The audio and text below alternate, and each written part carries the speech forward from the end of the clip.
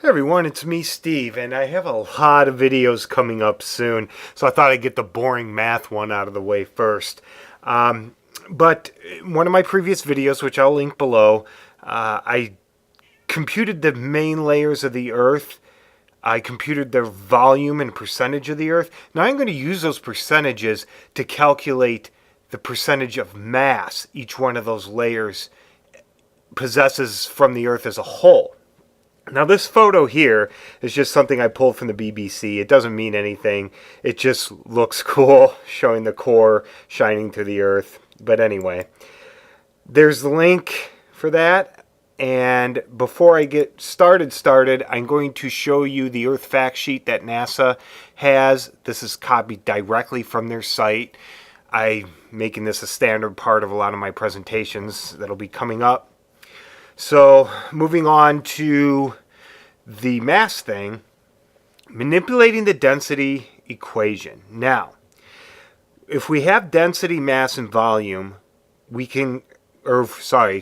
have mass and volume, we can calculate density, which is rho. This little p is a hand-drawn thing, which is supposed to be rho, and it'll change to the actual one later. This is from an older slide. We can calculate the density of something.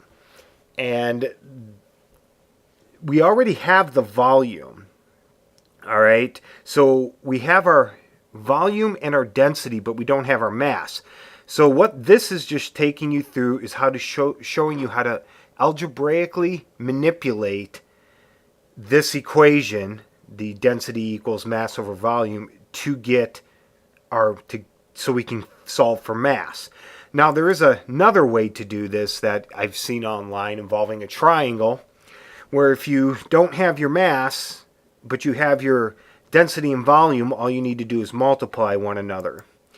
If you have your volume, or if you don't have your volume, all you need to do is take your is mass divided by density. All right. If you don't have your density, it's just mass divided by volume, which is the basic equation, which was the first equation I showed you. So that's just a nifty little chart that I was never taught, but I saw online and I thought it was kind of cool. So I thought I would stick it in there. All right. These two slides are from my previous video, volume of Earth's layers. This one's going to be mass of Earth's layers. Now we are going to use the numbers in the lower right here to calculate our mass. And at first I wasn't sure if I could do this and this would work out, but as it turned out it did, and it worked rather well. I was surprised. So we take that slide that was in the lower right, and now we need to convert our percentages to decimal, all right, because percentages aren't going to be very helpful. So our percentages are in red, so we just divide everything by 100, and the blue numbers on the right give us that decimal. And it's kind of, it's a ratio. This decimal is a ratio of how many units within the Earth these take up relative to 1. The Earth will equal 1. And as I go through this, some of the equations I'm going to show and whatnot, I'm going to remove the units because it's going to get confusing, but I'll explain myself the best I can. All right. Now that we have our volume ratio, we need to find our average mean density of each layer. And what I've done here is the numbers on the left in the left column, those are the ones that were just pulled from, that were in blue on the previous slide.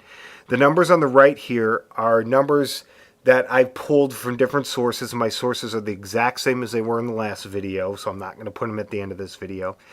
And these are the density ranges in grams per centimeter cubed. Now, the inner core, as you get closer to the center of the Earth, the density generally increases, all right? So there are ranges to each of these. And as you can see here, I split out the range of the lower mantle and the range of the upper mantle. And the reason why I did that is because I am actually using, these units are the same ones that were in the volume. So IC is inner core, OC is outer core, DL is the D layer, ME is the mesosphere, TZ is the transition zone, AZ or AS is the asthenosphere, LI is the lithosphere, and CR is the crust. Okay, so as you can see, there are ranges, and generally as you go deeper, the density increases. But I split out the lower and upper mantle from the top and lower, because there's something called compositional units of the Earth and mechanical units of the Earth. I'm not going to get into any more detail on that. That's a rant for another time. So what I did was for my mesosphere, I basically took the lowest average, and for the D layer, I basically took the higher average.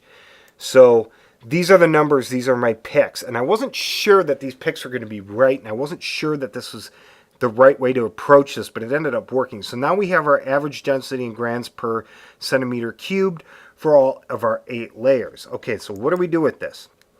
Well, we have to multiply this number by our volume, which is that first column on the far left, okay?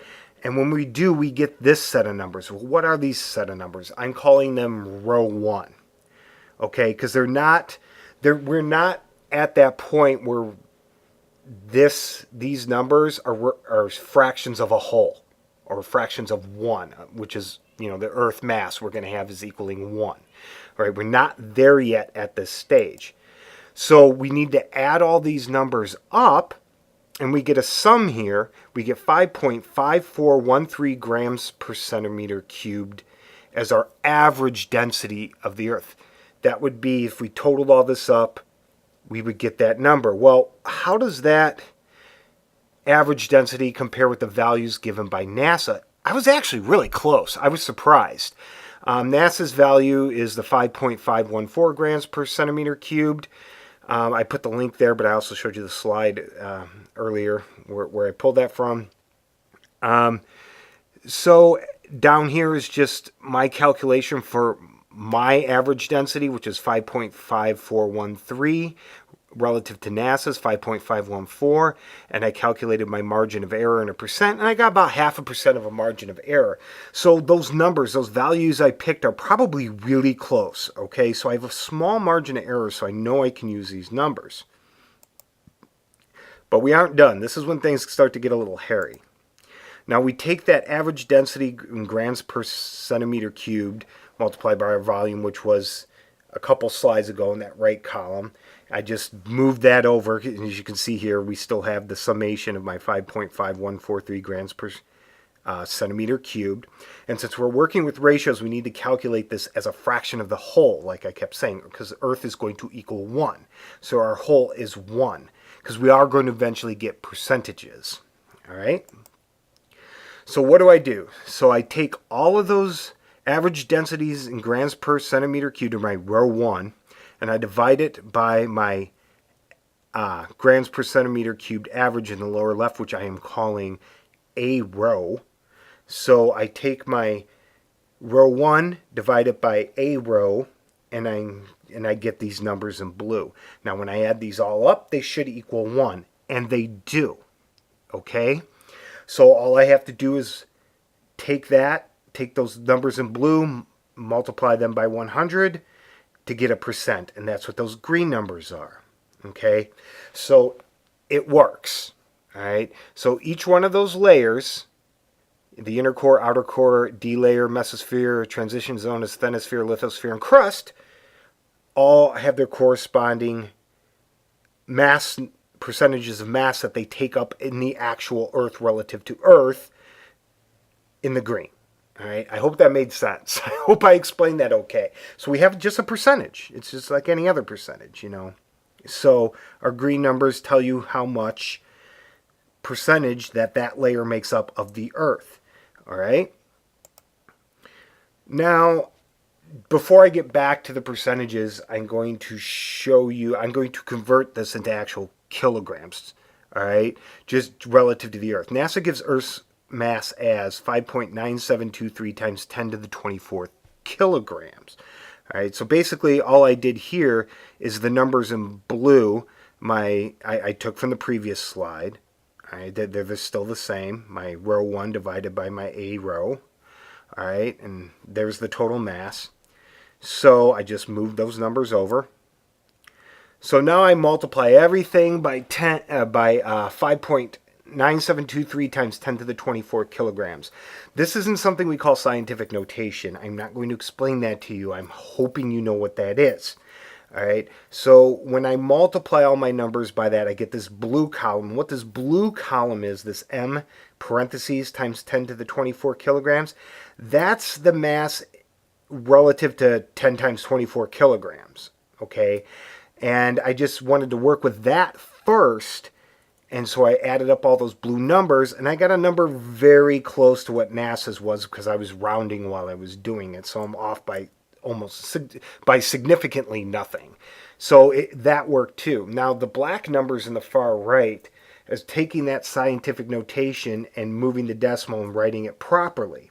So if you have a number like my OCM, or my outer core mass, I have 1.866344 in blue, and then I have my mass times 10 to the 24th kilograms. That number doesn't change. The number on the right is exactly the same because it's already in 10 to the 24 kilograms. If I'm going to move my decimal place to the right one, I have to go 10 to the 23 kilograms. If I'm going to move it to the right two places, I have to go 10 to the 22 kilograms. So the numbers on the far right in black are the actual kilograms, the masses in kilograms. Now I just wanted to show you that so you could just see how that works. And now we're going to go back to the percentages. All right. So these are the percentages that were in green on that one previous slide a few slides ago. So here are the percentages, and they total 100. And I'm doing this in a similar way I did the volume calculation in the previous video. So you have all 8 layers, and they total 100. Now, as I said before in the previous video, when people are introduced to the interior of the Earth, they're usually only shown the crust, the mantle, and the core. Oh, I didn't add upper mantle and lower mantle. Sorry about that.